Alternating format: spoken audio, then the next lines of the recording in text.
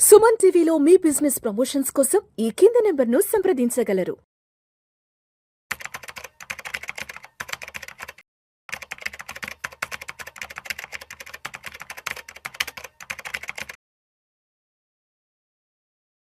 నమస్తే, welcome to Vishnu talks. నేను విష్ణు. ప్రస్తుతం నాతో పాటు Kautilya capital founder and trader Ashok Devanapriya గారు ఉన్నారు. వారితో మాట్లాడదాం. అశోక్ దేవనప్రియ గారు, నమస్తే సార్. నమస్కారం sir.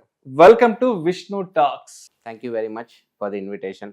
Thank you sir. Thank you so much for being with Vishnu talks. Yes. So Ashok Devanapriya గారు, ఈ వీడియోలో కాస్త డీటెయిల్డ్గా గోల్డ్ ప్రైసెస్ ర్యాలీ గురించి మాట్లాడుకుందాం. గత సంవత్సర కాలంగా గోల్డ్ ప్రైసెస్ అనేవి ఆల్మోస్ట్ ఒక 50% వరకు విపరీతమైన ర్యాలీ రావడం జరిగింది. సో దీనికి చాలా చాలా కారణాలు చెప్పుకున్నాం. వరల్డ్ వైడ్గా ఉన్న కొంత అన్సర్టనిటీస్, తర్వాత వార్స్ గురించి మాట్లాడుకున్నాం, తర్వాత సెంట్రల్ బ్యాంక్స్ అంతా పెద్ద ఎత్తున గోల్డ్ కొనుక్కున్నారంటూ కూడా మాట్లాడుకున్నాం. సరే, అక్కడ దాకా అంతా మనం చాలా డైరెక్ట్గా చూసాం. అయితే లాస్ట్ 1 month నుంచి మళ్ళా గోల్డ్ ప్రైసెస్ అనేవి చాలా ఫాల్ రావడం చూసాం. ప్రస్తుతానికి 1,55,000, 58,000 దగ్గర ఉంది. లాస్ట్ 1 month బ్యాక్ వరకు కూడా మనం 2 లక్షల వరకు కూడా గోల్డ్ ర్యాలీని చూసాము. ఎస్, ఇప్పుడు కొత్తగా అమెరికా ఇరాన్ యుద్ధం అంటున్నారు. ఎస్, అమెరికా కూడా ఇరాన్ మీద దాడి చేసేందుకు అంతా కూడా వాళ్ళ ప్రణాళిక రచిస్తున్నారు. కాబట్టి ఈ ఇంపాక్ట్ అనేది డెఫినెట్గా మన ఇండియన్ ఈక్విటీ మార్కెట్స్ మీద ఉంటుంది. కాబట్టి ఎస్, ఒకవేళ యుద్ధం కనుక అక్కడ కానీ జరిగితే ఇంకా గోల్డ్ ప్రైసెస్ ర్యాలీని ఇంకా ఎంతవరకు ఎక్స్పెక్ట్ చేయొచ్చు అంటారు అసలు? ఇప్పుడు ఫస్ట్ అండ్ ఫార్మోస్ట్ థింగ్ మనం ఏం చూడాలంటే, ఈ గోల్డ్ ఒక అండర్లయింగ్ ప్రొఫైల్ అర్థం చేసుకోవాలి. ప్రపంచంలో దాదాపు 3 లక్షల టన్నుల బంగారం ఉంది. దాంట్లో 2 లక్షల టన్నుల బంగారం భూమికి పైన ఉంది, 1 లక్ష టన్నులు భూమికి కింద ఉంది. సో గత 5,000 సంవత్సరాలలో, మేబీ 10,000 సంవత్సరాలలో 66% ఆఫ్ వరల్డ్ గోల్డ్ బయట తీసేసాం. ఓకే, దాంట్లో మీకు తెలిసినట్టు 25,000 టన్నులు మన ఇండియన్ లేడీస్ దగ్గరే ఉంది. బంగారం ఎలా ఉంటుందంటే, సాధారణంగా ప్రపంచవ్యాప్తంగా చరిత్రలో బంగారంని ఎక్కువ ప్రజలు నమ్ముకున్నారు. ఎందుకంటే కరెన్సీ మీద నమ్మకం లేకుండా.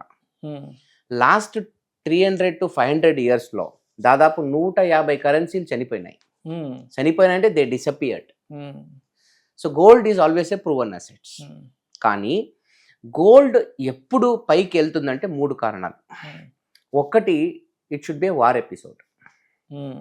ఎప్పుడైనా ఎక్కడైనా ప్రపంచ దేశాలు యుద్ధాలు జరిగితే ఆ ఒక యుద్ధం ఒక కారణం వల్ల, భయం వల్ల ఆటోమేటిక్గా జనాలు ఈక్విటీ నుంచి గోల్డ్ షిఫ్ట్ అయిపోతారు. సో ఈక్విటీ మార్కెట్స్ లో ఉన్న డబ్బును తీసుకెళ్లి ఆ గోల్డ్ ఇన్వెస్ట్మెంట్స్ లోకి డైవర్ట్ పెట్టేస్తారు. 2, ఫియర్. భవిష్యత్తు మీద మీకు నమ్మకం తగ్గినప్పుడు మళ్ళీ ఈక్విటీ నుంచి గోల్డ్కి ఆటోమేటిక్గా ఇన్వెస్ట్మెంట్ మూవ్ అయిపోతుంది. 3వది అన్సర్టనిటీ. War, fear, uncertainty. అంటే రేపు ఏం జరుగుతుందో తెలీదు మనకి. అది ఇంకో భయం సృష్టిస్తుంది. నార్మల్ భయం ఒకటి, ఆ అన్సర్టనిటీ నుంచి వచ్చే ఇంకో భయం. ఇవన్నీ కలిపి టోటల్ మార్కెట్ ఫండ్స్ని అసెట్లో మూవ్ అవుతూ ఉంటాయి. ఈ రోజుకి total value of gold is around $30 trillion. World's biggest company ఏది? Nvidia. It's only $5 trillion. So gold is 6 times bigger than the most biggest company in the world. So ఈ 3 కారణాల వల్ల గోల్డ్లో క్యాష్ ఇన్ఫ్లో విపరీతంగా పెరుగుతుంది.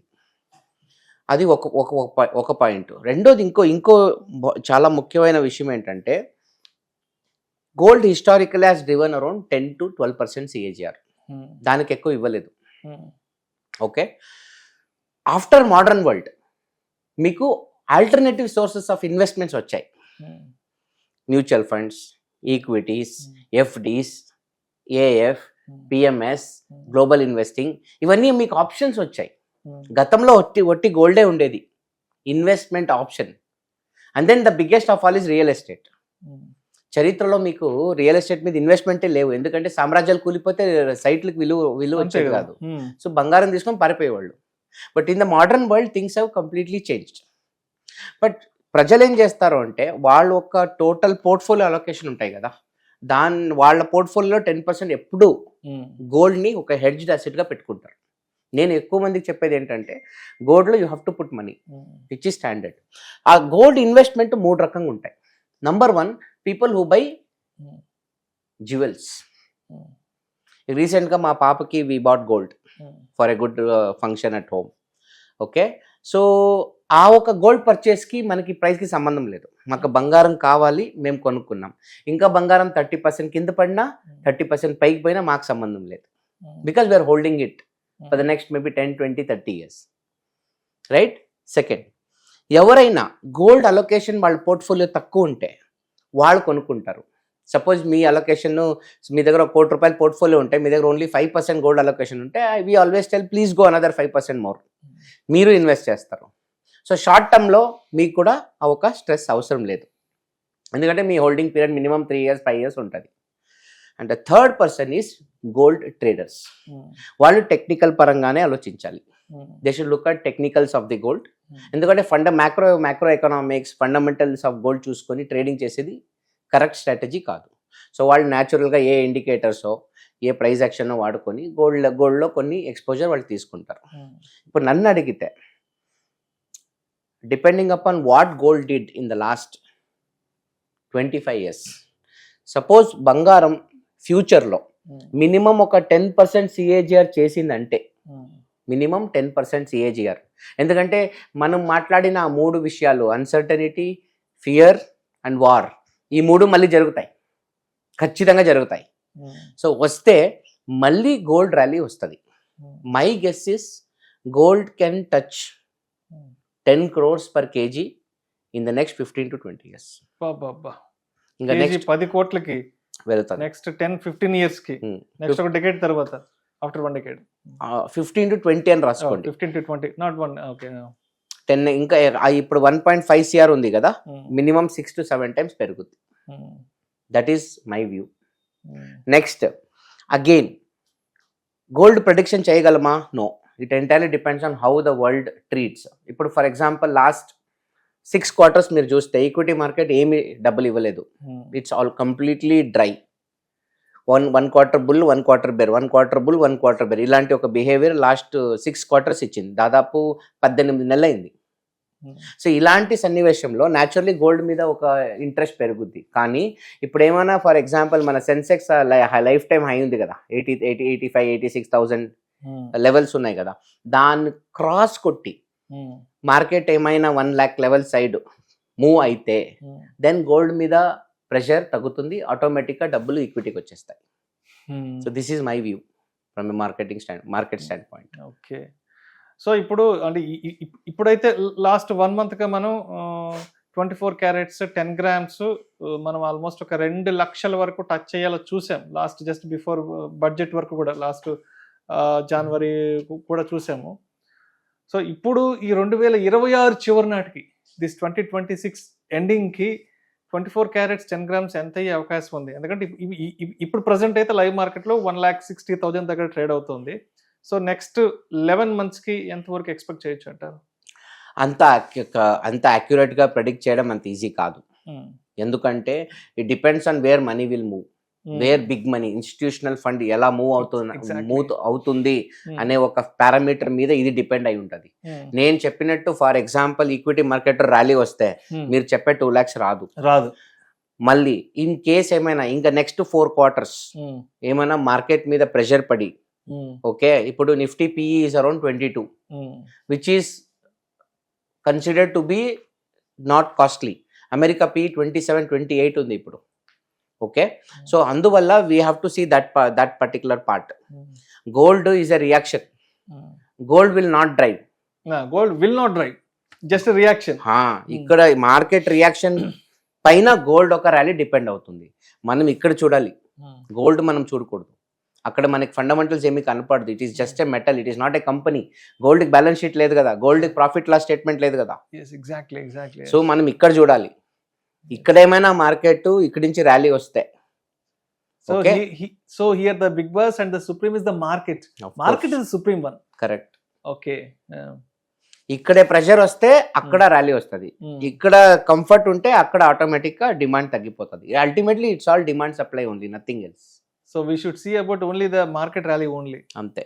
Okay, yes. సో మొత్తానికి కంక్లూషన్గా and gold investments చేద్దాం అనుకున్న వాళ్ళకి ఏం చెప్తారు? ఎందుకంటే లాస్ట్ 1 month బ్యాక్ వరకు ఉన్న ర్యాలీని చూసి చాలా మంది ఏం చేశారంటే ఎస్ గోల్డ్ పెరిగిపోతుంది అని చెప్పేసి ఈక్విటీ మార్కెట్స్లో ఉన్న ఇన్వెస్ట్మెంట్స్ డబ్బంతా తెచ్చేసి గోల్డ్ కొనేశారు. తర్వాత ఆ మ్యూచువల్ ఫండ్స్లో ఉన్న డబ్బులు మొత్తం విత్డ్రాలు రిడెంప్షన్ కొనేసేసారు. ఇంకొంతమంది ఏం చేశారంటే ఇంట్లో ఉన్న పాత బంగారం తీసుకెళ్లి బ్యాంకులో తాకట్టు పెట్టేసి ఆ డబ్బుతో మళ్ళీ కొత్త బంగారం ఉన్నారు. ఇంకొంతమంది ఏం చేశారంటే ఏమైనా ఊరి దగ్గర ఏమైనా స్థలమో పొలమో అమ్మేసేసి ఎస్ గోల్డ్లో కొనేద్దామని చెప్పేసి లాస్ట్ 1 month వరకు ఇలాంటి పర్సెప్షన్లో ఉన్నారు. కాబట్టి ఎస్ గోల్డ్ ర్యాలీని చూసి ఆల్రెడీ ఉన్న ఎగ్జిస్టింగ్ ఇన్వెస్ట్మెంట్స్ డబ్బు తీసుకొచ్చేసి గోల్డ్ కొనడం అనేది ఎంతవరకు కరెక్ట్ అంటారు ఈ పర్సెప్షన్? నన్ను పర్సనల్గా అడిగితే గోల్డ్ ఒక హిస్టారిక్ బిహేవియర్ చెప్పేసాం already. It can only go 10 to 12% CAGR. దానికి పైన గోల్డ్ హిస్టారికల్ పర్ఫార్మెన్స్ ప్రోడక్ట్ కాదు. Gold is not a hedging product. It is not a rally product. Okay, so వీళ్ళు ఎవరైనా ఆస్తులు అమ్మడం లేదా ఇంకేదో మ్యూచువల్ ఫండ్ అమ్మి ఆ డబ్బు తెచ్చి గోల్డ్లో పెట్టడం is not a right approach or strategy అంటున్నాను. ఎందుకంటే 12% CAGR కొట్టే ఒక ప్రోడక్ట్ ఇప్పుడు సడన్గా 50% 60% పెరిగిందంటే విచ్ మీన్స్ 4 ఏళ్లలో వచ్చే ర్యాలీ ఆల్రెడీ వచ్చేసింది కదా. So what if the rally is already over? అప్పుడేం చేస్తారు? షేర్ బజార్లో ఒక మాట ఉంది, bulls make money, bears make money, pigs get slaughtered అని. బుల్స్ డబ్బులు చేస్తారు, బేర్స్ కానీ టాప్లో బై చేస్తారు కదా, వాళ్ళు స్లాటర్ అయిపోతారు అని చెప్తారు. సో అలాంటి పరిస్థితి వస్తే ఏం చేసేది? ఓకే, మళ్ళీ గోల్డ్ లాంటి ఒక ప్రోడక్ట్ని ఎవ్వడు ప్రెడిక్ట్ చేయలేదు. Governments cannot predict, even finance ministry cannot say gold will go here అని చెప్పి. ఒక మనిషి దాన్ని ప్రెడిక్ట్ చేయలేడు. కానీ గోల్డ్ ఒక ఎక్స్పోజర్ అనే ఒక కాన్సెప్ట్ మీద పోతే నన్ను అడిగితే 10% గోల్డ్ ఉందా, be happy, don't buy more gold, put diversify your money in equity markets, real estate and other asset classes. ఎందుకంటే హిస్టారికల్గా ప్లస్ ఫ్యూచరిస్టిక్గా కూడా ఆలోచించిన gold will never do more than 12% CAGR. దానిపైన అది చెయ్యదు. రైట్.